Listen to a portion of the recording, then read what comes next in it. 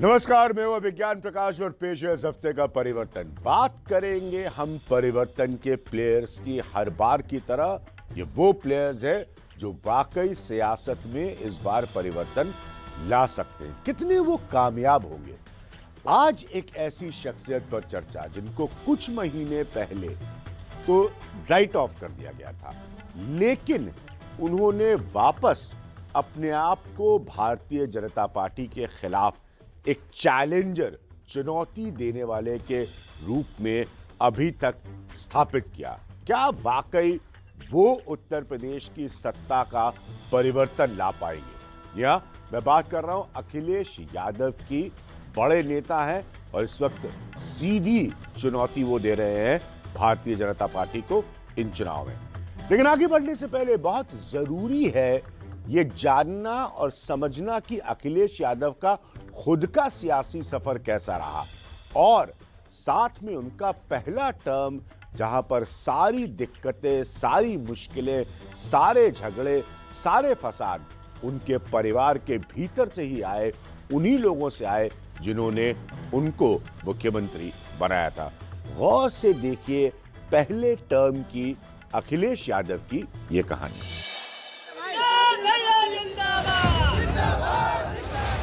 उत्तर प्रदेश में सत्ता में परिवर्तन का दावा कर रहे अखिलेश यादव का राजनीतिक जीवन भी किसी और नेता की तरह बेहद उतार चढ़ाव भरा रहा और उनकी सारी बड़ी मुश्किलें परिवार के भीतर से ही आईं। जिस परिवार और पार्टी के मुखिया मुलायम सिंह यादव ने 2012 में चुनाव जीतने के बाद उन्हें मुख्यमंत्री की कुर्सी पर बैठाया था और अपना राजनीतिक उत्तराधिकारी बना दिया था, सारी दिक्कतें वहीं से शुरू हुई। वैसा सब कुछ नहीं हुआ जैसा कि शायद मुलायम सिंह यादव समाजवादी पार्टी के नेताजी ने खुद सोचा था।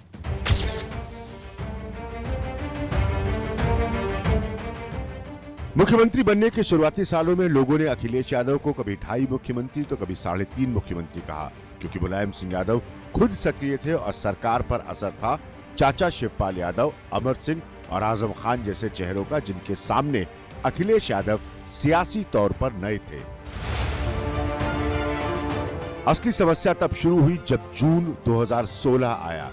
शिवपाल यादव ने कौमी एकता दल के विलय की घोषणा कर दी और अखिलेश यादव ने इसका जमकर विरोध किया।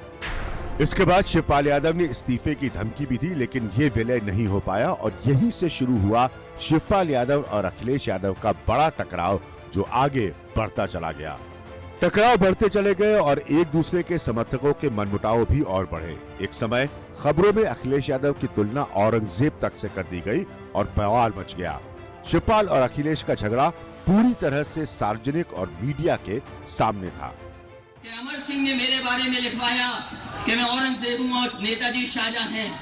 देखिए ये झूठ है, झूठ है। मुख्यमंत्री झूठ बोल रहा है, मुख्यमंत्री झूठ।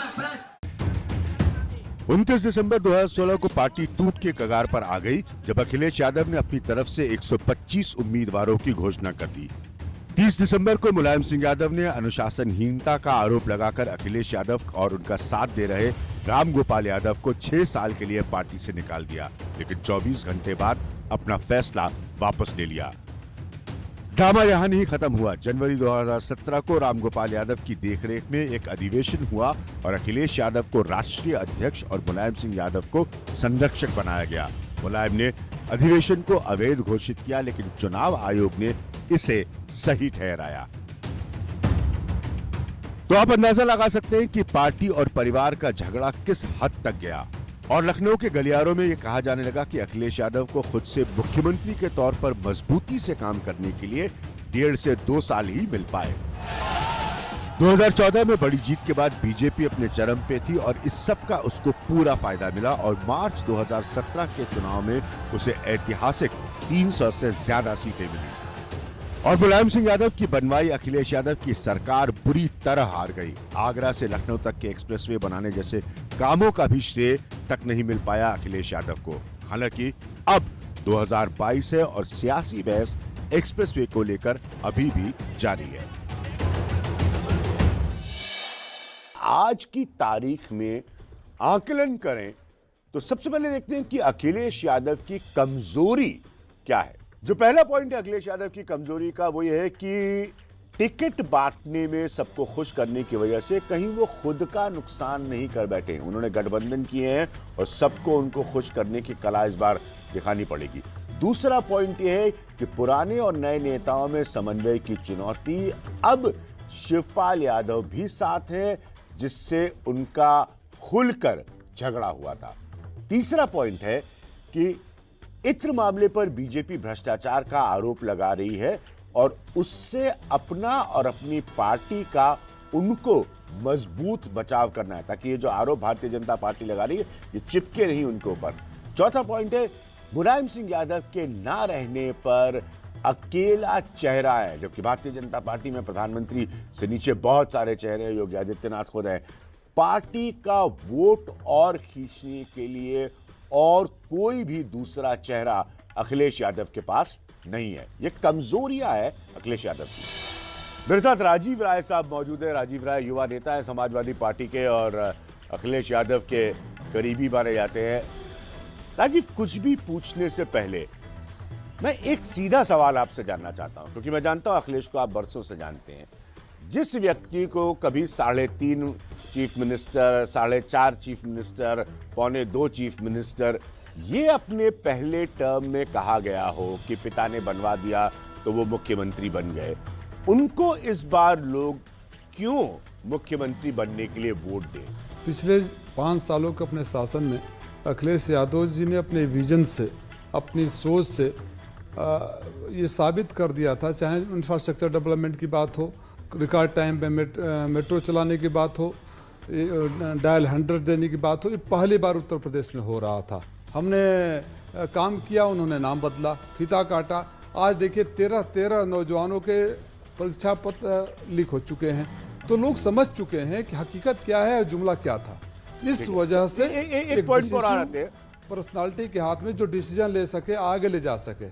इत्र मामले में पैसा पकड़े जाने के बाद, देश के सामने ये बड़े बड़े नोटों की गड्डियां दिख जाने के बाद, भारतीय जनता पार्टी इसको आपके ऊपर आरोपित कर रही है और रेड्स हो रही है, आपके ऊपर भी हुई हैं।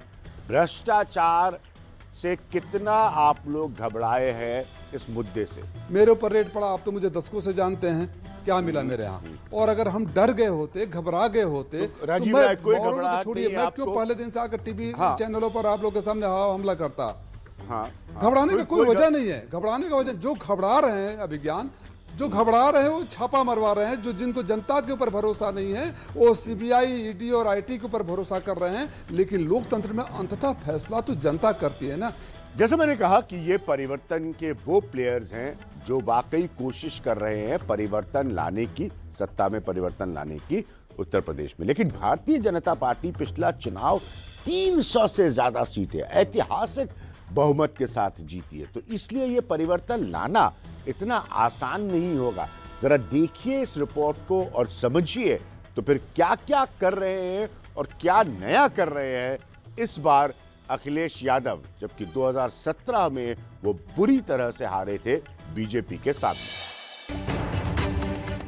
2017 की बड़ी हार के बाद कुछ सालों तक उत्तर प्रदेश की राजनीति में यह सवाल पूछा जाने लगा, अखिलेश यादव कहां है, मायावती कहां है और कांग्रेस कहां है। यानी कि कुल मिलाकर उत्तर प्रदेश में विपक्ष कहां है। और ऐसा लगने लगा कि बीजेपी के सामने कोई चुनौती देने वाला है ही नहीं।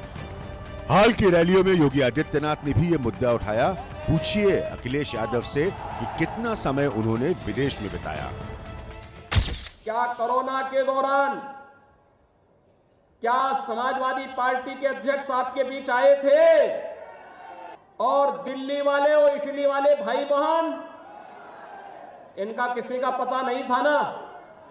भाइयों बहनों, 22 महीने हो गए हैं।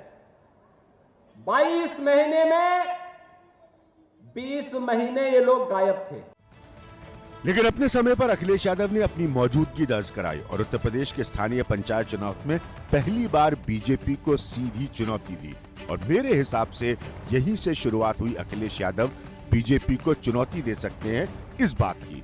भले ही अब मुलायम सिंह यादव सक्रिय ना हो, लेकिन ये चुनौती बहुत बड़ी थी क्योंकि बीजेपी बहुत ताकतवर आंकड़ों के साथ सत्ता में बैठी थी। मगर इस बार सबसे बड़ा फर्क यह था कि अब अखिलेश यादव सब कुछ खुद थे और परिवार और पार्टी की तरफ से उनके लिए अड़चनें पैदा करने वाला कोई नहीं था, जैसा कि पिछली बार हुआ, और उन्होंने कमान अपने हाथ में ले ली। आलोचकों ने कहा कि देर कर दी, लेकिन वो बीजेपी के सामने बड़ी चुनौती बनकर आखिरकार उभर आए। अंत में चुनाव नतीजे चाहे जो भी हो, बीजेपी खासतौर पर अमित शाह के प्रयोग को अखिलेश यादव ने अपनाया और अपने अपने इलाकों में प्रभाव रखने वाली छोटी पार्टियों के पास पहुंचे और बाद में उनके मंच पर भी अखिलेश यादव पहुंचे। उनको साथ लिया जो बीजेपी से नाराज होकर उसे छोड़ चुके थे और नया आधार अपनी पार्टी के लिए बढ़ाने की कोशिश शुरू कर दी। उत्तर प्रदेश में भारतीय जनता पार्टी को सत्ता से बेदखल करने के लिए हमारा मोर्चा समाजवादी पार्टी के साथ खड़ा हो रहा है। यहाँ जो लड़ाई हम लड़ रहे हैं वही लड़ाई ये लड़ रहे हैं। वो बीजेपी के लोग कहते कुछ और करते कुछ हैं। उनका हम एक दो लाइन का आपको बता दें, खाता न बही जौन भाजपा कहे वह सही। उनके मैनिफेस्टो में कभी आपने देखा लिखा था कि हम देश की संपत्ति बेचेंगे? कभी था? चूंकि बीजेपी ने 300 से ज्यादा सीटें हासिल की, सभी इलाकों में अपना असर दिखाया था, अखिलेश अलग अलग इलाकों में पहुंचे और पश्चिमी उत्तर प्रदेश में जाकर जयंत चौधरी के साथ हाथ मिलाया ताकि उनका गठबंधन भी बड़ा दिखने लगे छोटी पार्टियों के साथ। क्योंकि जब उन्होंने कांग्रेस और बीएसपी जैसी बड़ी पार्टियों के साथ गठबंधन किया था तो बड़ी हार मिली थी अखिलेश यादव को। तो इस बार वो बीजेपी वाला फॉर्मूला लगा रहे हैं अपने तरीके से। समाजवादी पार्टी की कोशिश रहेगी कि ज्यादा से ज्यादा दलों को साथ लें, छोटे दलों से सभी से गठबंधन होगा। लेकिन अब सबसे बड़ी चुनौती है अखिलेश यादव के लिए सबको साथ लेकर चलना, जो राजनीति में आसान नहीं होता। नए और पुराने सभी नेता और कार्यकर्ताओं को साथ रखना है अखिलेश को, अगर इस चुनाव को जीतना है।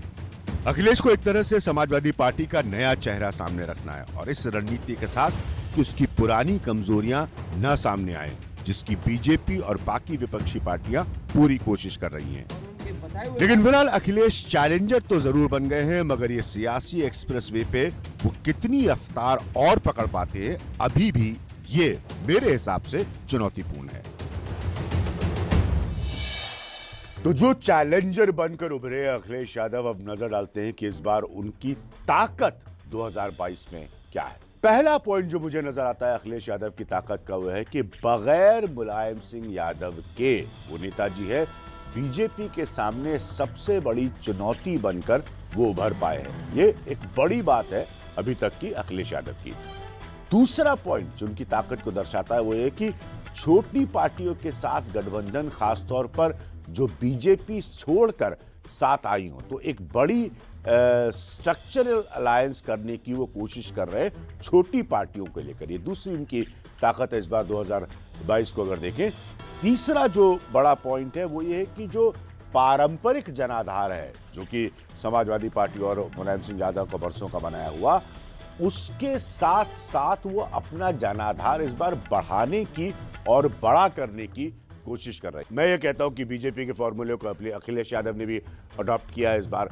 ये कितना कारगर हो सकता है अखिलेश यादव के लिए, क्योंकि जो पारंपरिक समर्थन है अखिलेश यादव का, मुलायम सिंह यादव नेताजी जो बरसों से बनाकर गए हैं, उसमें क्या जगह आराम से मिल पाएगी इन आधार की छोटी पार्टियों को। ये जो पार्टियां है ना छोटी छोटी, ये सम्मान की लड़ाई भी लड़ रही है और सम्मान के लड़ाई में जब वो भारतीय जनता पार्टी से अपने को ठगे हुए महसूस कर रहे हैं और उनकी सोच और विचारधारा अंततः उनको एहसास हो गया कि समाजवादी पार्टी और आदरणीय अखिलेश यादव जी कर सकते हैं, तो उस आधार पर हमारे साथ शामिल हुए और उनका खुले दिल से खुले मन से स्वागत है। राजीव जी, जो बीजेपी के साथ पहले रह चुका है और आपके साथ आज आ गया, तो एकदम से विचारधारा तो नहीं बदल गई, वो तो मौका परस्त हुआ। मेरा पॉइंट, मैं अखिलेश यादव पर कार्यक्रम कर रहा हूँ। क्या अखिलेश यादव सबको एडजस्ट कर पाएंगे? सीटें देनी होंगी, राजनीतिक अहम होते हैं, टकराव होते हैं, सब आप जानते हैं। मेरा और आपका इतना तजुर्बा है कि हम जानते हैं।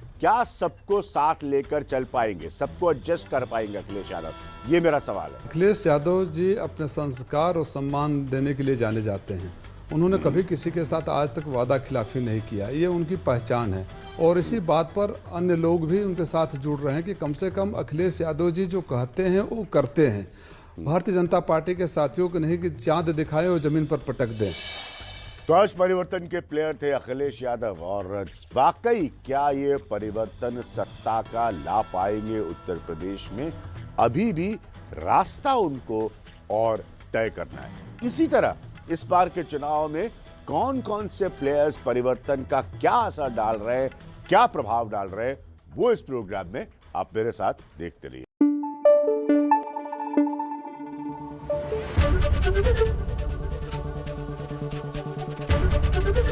एबीपी न्यूज आपको रखे आगे।